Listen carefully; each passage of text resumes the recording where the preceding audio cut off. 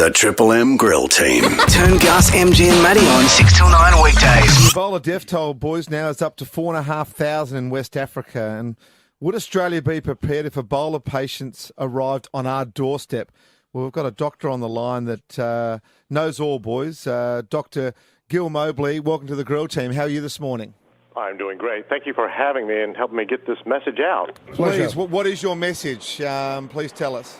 Well, the government over here has been telling us that we were prepared to take care of Ebola, that the hospitals were up to par, and the doctors in the trenches were going, excuse us, but we don't even have any negative pressure rooms.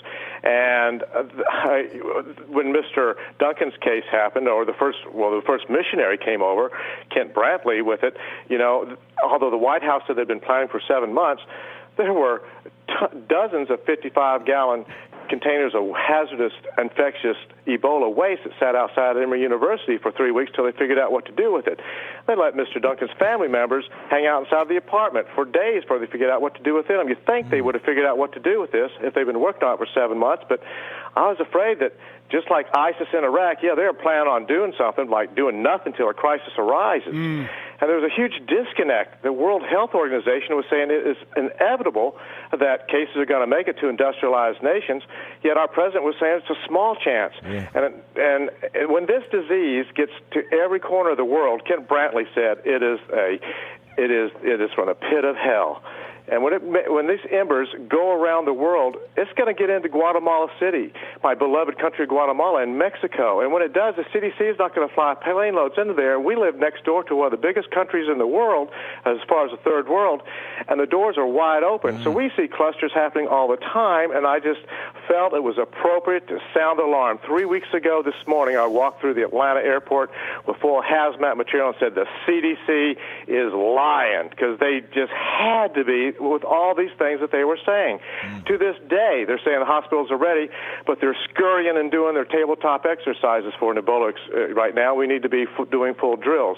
So that was the call to action, and thanks for allowing me on. Good as gold, That's Doctor. the way to summarize it. No problem, Doctor. I mean, it is hard to believe that, Nigeria, who are a neighbouring country to Sierra Leone and Liberia, the fact that they've got no crisis there. They've dealt with it perfectly. They locked off their land borders, whereas America numerically sealed the borders. Yeah. That's exactly right. And you know what? Nigeria is probably the safest country on the planet, because over here we're letting 100 to 150 people just come in. If they don't have a fever at that millisecond, they're free to roam upon us. And if they have Ebola, it's a walking time bomb where a human being is going to explode in a highly infectious mass of blood and secretion. Wow. That's what we're allowing. And when these people come from West Africa, migrant workers back to your shores, we're following. We announced today we're going to follow these people. Well, it's high damn time we're following them on our side.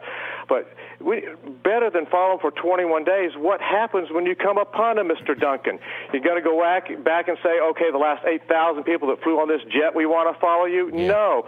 We have got to quarantine these people that come from countries where it looks like it's becoming endemic. Well, what's the problem, MG, in Australia is the fact that there are so many people within the mining community travelling to West Africa and then just travelling straight back to Perth. That's right. Dr. Gill, if we wanted to stop Ebola dead in its tracks right now, what should our governments be doing?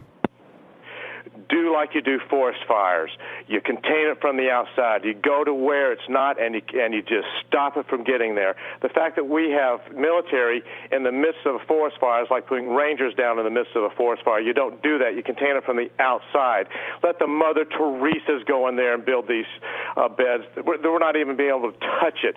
I'm sorry to say, but we've got to recognize that the battle is lost in Sierra Leone. The battle is lost in Guinea. The battle is lost in Liberia. And if this Ron Klain, the new czar, has any integrity, this is a test of his mettle when he agrees. When he looks just like the president of the Presbyterian hospital, he says, I'm sorry, we were wrong, we were asleep at the wheel.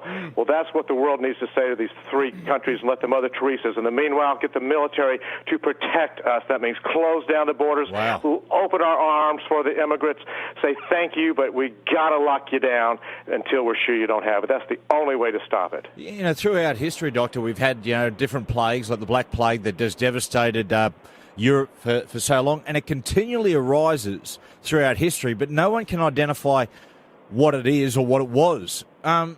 We are so past due for this. We've been wondering, oh my God, it's SARS. Oh my God, it's MERS. Yeah. Oh my God, it's birds. But I'm afraid, ladies and gentlemen, it scares us to death. The worst virus known to man that makes the person erupt in a blood of highly infectious serum and blood and secretions when they're already among us. God, help us. Sorry. Well, thank you, Doctor, so much. We're about to head off to New York City next week from Australia. What are your thoughts on three Aussie blokes and the radio team heading to New York? Oh, I love New York City. I'd love to be there with you. You know, if and when clusters start up, that's the time to worry. Right now, enjoy yourself. You're going to one of the most awesome places on the planet other than Vancouver, British Columbia. And I'd love to make it there to visit with you guys sometime in person. The Grill Team. Gus, MG, and Matty Johns. Triple M Breakfast.